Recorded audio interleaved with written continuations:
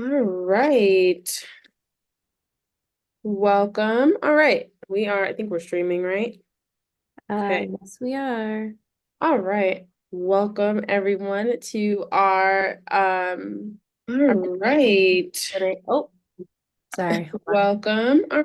Got it. Welcome everyone to our Tuesday, or sorry, it's usually on our old one was on Tuesdays, but welcome to our Monday Q&As. It's been a while since we have streamed and done the Q&A just because of the holidays and everything kind of going on with our challenge. So we are back at our regular scheduled time. So welcome everyone.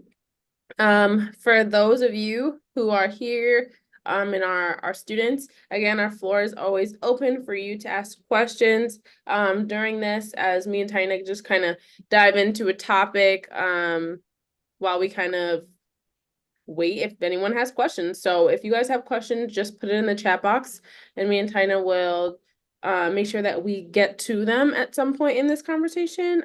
But the topic we're going to address will probably address the majority of the questions we are probably going to get tonight.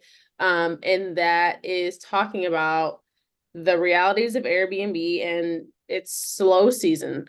So we are going to dive into that tonight, and kind of talk about some of the things that you can do to make your slow season not so slow, I guess. Me and Tina kind of dove into it before the holiday season when we were warning you guys about slow season. Slow season was coming. We tried to drop, some tips and tricks, but as always, we were hit by it. A lot of our students were hit by it. It is super normal to have at least one slow season in this business, but people tend to panic. So we're just going to address some of that stuff tonight and talk about some tips and tricks to get you guys up and going again if you're really in a slow season and help you avoid it for next year. So, Tyne, I don't know if you wanted to start and get into some stuff. I know we had a few questions regarding that, so we can just dive into it. Yeah, so everybody, if you are feeling the slow season, you are in the right place. We've got some suggestions based on things that have worked for us. And off the top of my head, I can think of a handful right now, and some things that we can start off with are bedrooms, what your bedrooms look like. The bedrooms are the place that most of our guests are spending most of their time in, because our niche is professional business travelers, right? We're not doing whole house bookings, we're doing private rooms. So the bedroom is where all the magic happens. Some things that you can do are, if it's been a while since you've updated your bedroom, or updated your pictures, you can go in. We would suggest going in and spicing things up a little bit. And by spicing things up, what I mean is adding some, if you have pictures on the wall already, maybe switching it up, changing them out, and adding some different pictures with colors. Maybe you can get into some of a theme depending on the area that you're in. Here in Florida, we have palm trees, we have Mickey Mouse, we have, all that good stuff, themes. They like themes here in Florida. You can go that route, or you can go a broader route and just do like some images like this, some pictures like this. In my background, you can see I've got a portrait of just some trees and just the outside, like nature. I've got purple flowers in my background.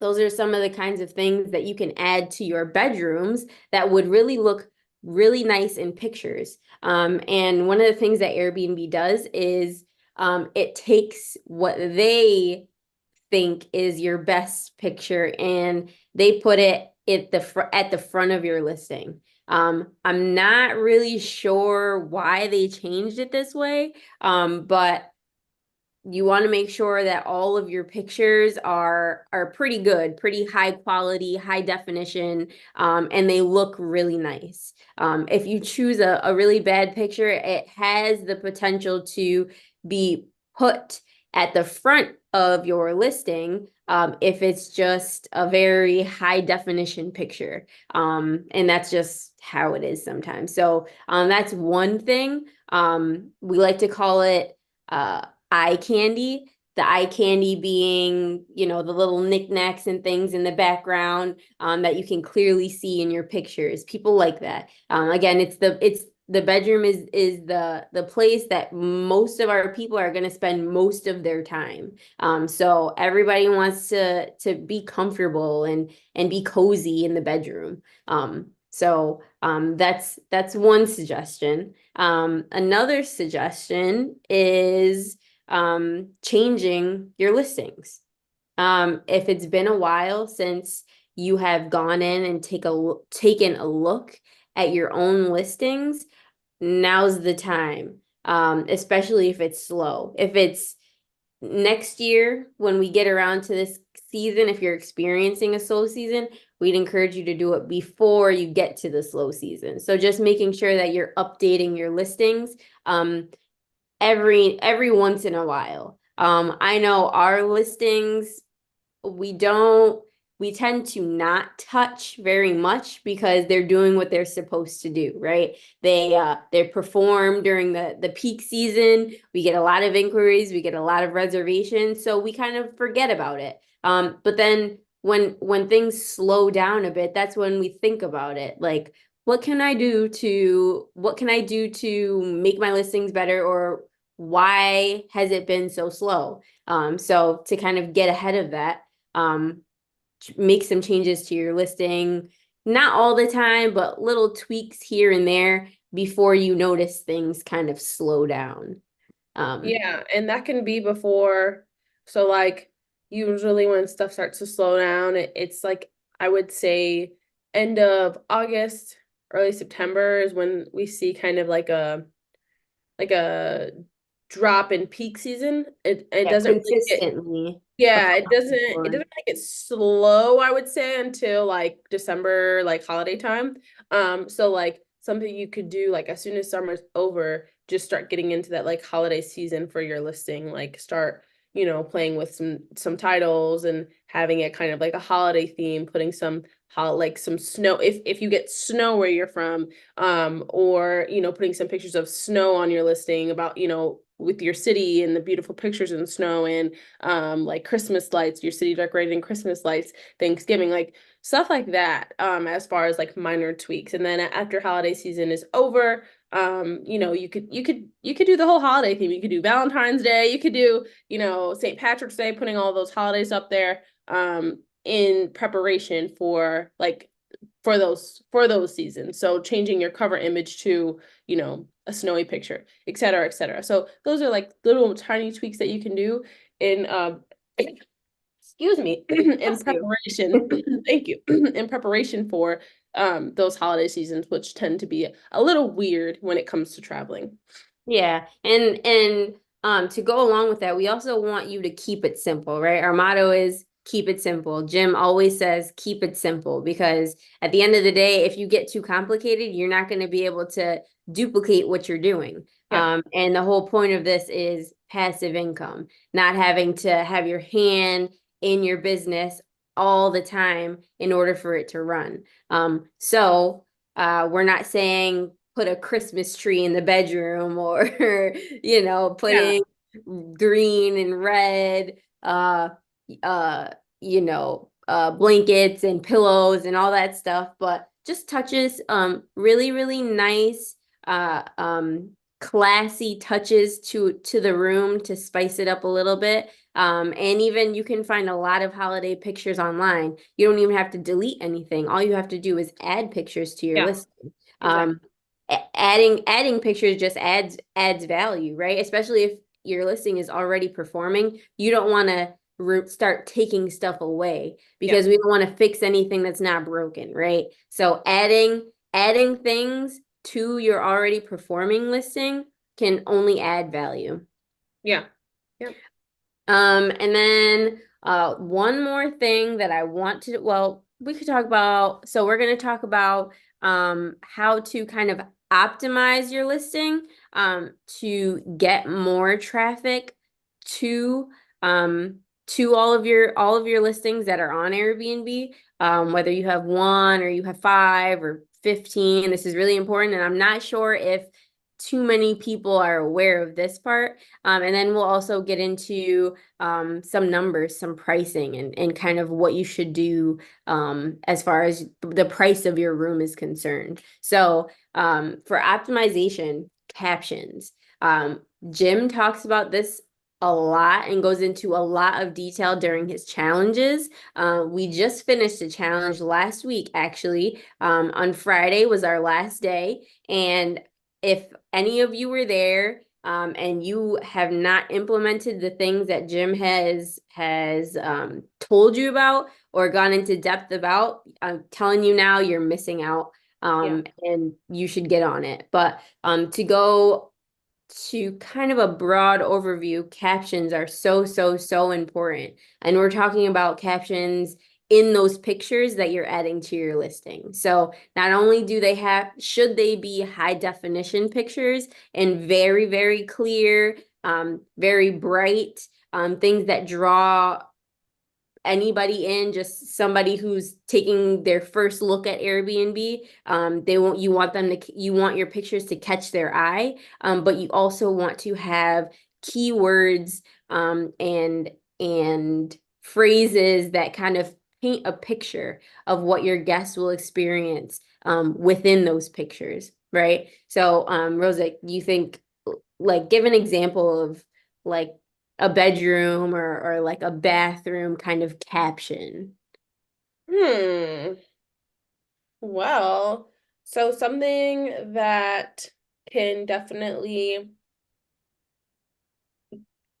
that's good enough to where a guest can feel like they're experiencing your listing without having to be there. So, for instance, if you have a bathroom and you've decorated it in kind of like a color theme, like if you go to Walmart and you pick up like, like all those all green like bathroom rugs and the green shower curtain, you can say, um warm green, clean, beautiful bathroom.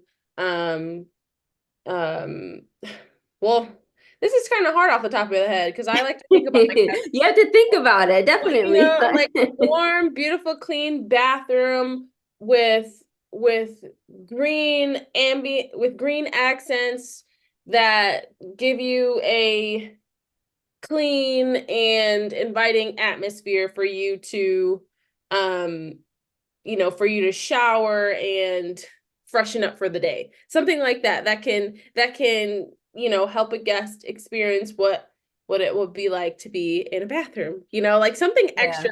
Not like super extra, but like, sometimes you for captions you really have to kind of go over the top. Like the more detail the better. Like, for a bedroom, say when you lay in this bed, you'll experience a nice comfy, medium firm bed that will allow you to sink into it and forget your stresses for the day. That's a Something good like that. one. Like, you know what I mean? Like, Yeah, so, yeah. so that always helps. And that'll set your listing over the top.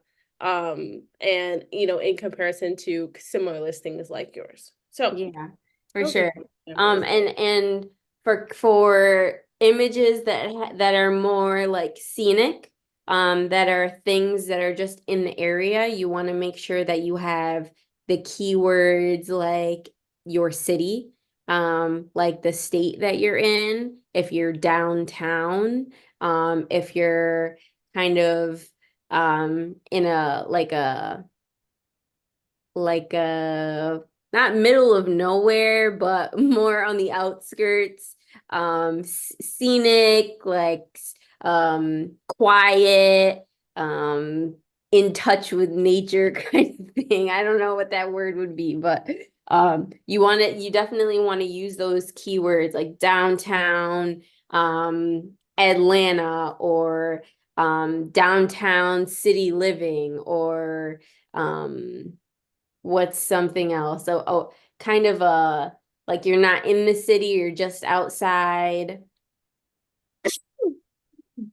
around the corner Yeah. from the nightlife, but a quiet place to be a quiet place, a peaceful place to be, something like that. But you definitely want to make sure you mention the city that you're in, the state, and just the things to do. What is the image of that whatever that scenic image is, the Christmas tree that's in, New York City, or this Chick-fil-A is right around the corner from downtown and just 15 minutes from my Airbnb. It's a walking distance, that kind of thing. Yeah, and it's like what I tell a lot of our students and have told them in the past is a lot of times like we can, especially if we're from the area, we can overlook our area. So you might think like, oh well, there's nothing in this area, or or you're not really thinking about it. You're thinking about like maybe like the big things in your area, and you're not really thinking about, the little things that people can experience while there, or what's around the corner from you. Just because you don't go there, like what are your city highlights? Like what are the highlights of your city? What are some things that people can do as far as activities? So doing research on your own area could definitely help you optimize correctly, because I've seen and I've gone through a lot of listings from our students, and even though they live in the area, I go in and I find 20 other things that they didn't put in their listing that could draw a big audience. So just because, they don't even know it's there. So I would suggest doing some research on your own city, like looking at the highlights, looking at, top landmarks, places, things to do around you, and then putting that in your listing. Because again, some research might shock you just because you're in it. And the only reason why you might not be maybe aware of it, or maybe not even thinking about it, is because you've been there for so long, you're just overlooking what your city could offer others, even though it might not offer you the same thing. So definitely do so. Research is the best thing you can do for any area that you get an Airbnb in, but especially an area that you've lived in for a while. Yeah, for sure. Um, One of the other great things about the captions is and how we know that it affects your Airbnb listing is because if you have in your captions, in your pictures, like in the kitchen, let's say, you'll have access to a fully stocked kitchen with a microwave, refrigerator, stove, oven, toaster, all to use during your stay, during your reservation in my space. Once you go ahead and save that, if you're creating a new listing, it automatically populates the amenities that Airbnb lists, as things for you to check or X to say that you have them. So that's a pretty cool feature. If you're setting up a new Airbnb or a new listing, I should say, make sure that you have all of those little details and things that you provide inside your captions. Not only does it help your guest to see what they'll have access to before they get there, but it'll take some of the work out of creating your listing down the line. Mhm. So that's one of the ways that we know that those captions are so important to your list, to your overall listing, and Airbnb pays attention to that. So that's pretty cool. And then the last thing that I wanted to talk about, we talked about this the last time, but just to kind of go over it a little bit more, is pricing. Um, Slow season, a lot of people panic because they're not getting any inquiries, they're not getting people asking questions, or too many inquiries that turn into reservations. I've seen that happen. And pricing is something that you definitely should look at. One thing that I said before the slow season started was, one of the things that I do is I lower my prices before the slow season. For me, what my slow season is, right? You might have a different slow season that you've seen in the time that you've had your listing, in the time that you've had your Airbnb. It might not be the same as everybody else's, but it's somewhere. And it doesn't mean that everything stops. It just means that things slow down from their normal pace. Yeah. So again, what I said was I lower my prices before my slow season comes so that we are still getting reservations and things kind of stay consistent when we get to that time where things aren't the way that they normally are. Yeah. And we also, not only does it kind of push our listing out, because I don't just I don't when you lower the prices from where you normally are, Airbnb has a special feature that they kind of highlight it from, oh, instead of getting $45 a night normally, now it's, $35 a night. You're getting a discount from the normal. So that's a cool feature that they have. Yeah. Um, Rosa, you said you did something different. I did. So I said lowering it. I think, did you mention that you raise your prices or you change your prices during like for the month of the slow season? Yeah, but that was not smart of me because honestly, I forgot that because I have a bunch of lists. I was managing a bunch of listings. So I had listings in Florida and I had listings in New York. In New York, for instance, that's when the slow season hits. In December in Florida is when the peak season hits. So my brain was a little messed up. So for Florida, I usually raise my prices for like Christmas time, New Year's, not like an extravagant amount, but an extra $10 for just like those holidays, Christmas Eve, Christmas, New Year's, but also just because not only because I want to, but because if for some reason someone checks in or checks out on those days and I have to have a cleaner by, on holidays, cleaners charge extra. Like it's so I do it to make up for that. Like I think Mhm. my cleaners charge again double the cleaning fee if they have to go clean on. Right. During the holidays, yeah. Yeah, so I've done that. And then for Christmas, I'll like on Christmas Day, I'll raise my prices for New York as well, a few dollars to cover that cleaning fee, just in case anyone were to check out on those holiday days. Yeah. But yeah, but usually, yes, you're right. I should have been lowering my prices for December, which I did. But I did, like I said, up those For the prices. area, it depends on the area, But right? yes, it depends on the area. But Florida, like I have an Airbnb for Kiss in Kissimmee near Disney. I actually had to get rid of it just because it just didn't fit formula anymore with the price with the rent continuously raising. I think the landlord was just taking advantage at that point. Because from when I first had it to this year, he tried to raise it a whole like $1,000, which put it out of formula. So no matter how Mhm. much I love that Airbnb, it was just out of formula. And it just wouldn't have made sense to keep it going. But throughout the years, we had it for 2 years, I believe.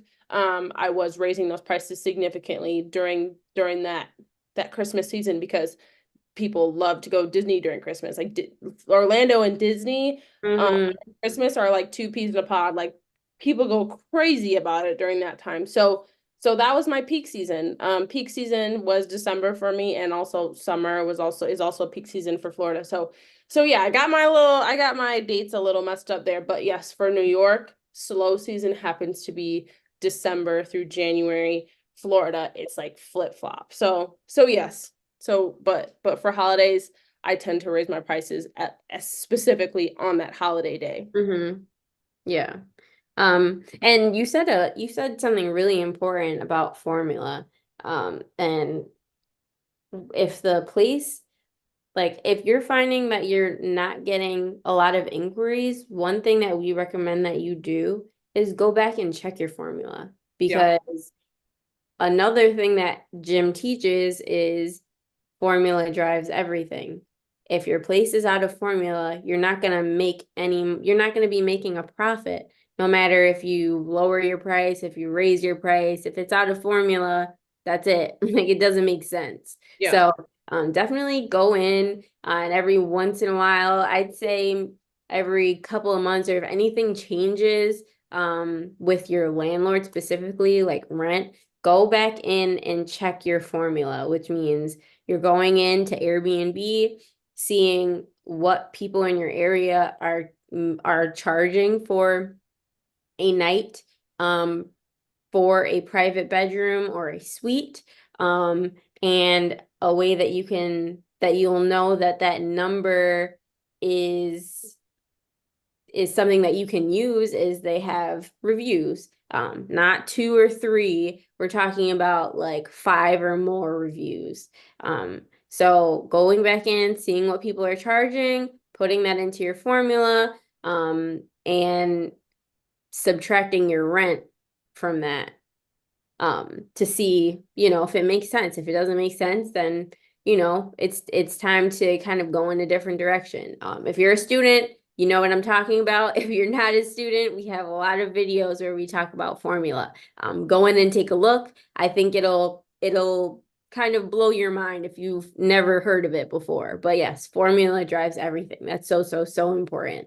Yeah. And during the slow season, we found that it's very, very easy to kind of panic and kind of like think of the worst case scenario. Like, what's happening? Why aren't we getting inquiries? Like, I'm doing everything. This is just not working. A lot of hosts get out of Airbnb because they just don't want to deal with it. They can't figure out how to turn it around. And they just end up giving away their listings or just stopping altogether. And some things that we have found is if you have one Airbnb and you're looking for um, to kind of upgrade your portfolio to get more, the slow season is the perfect time to go out and look and pick up more Airbnbs.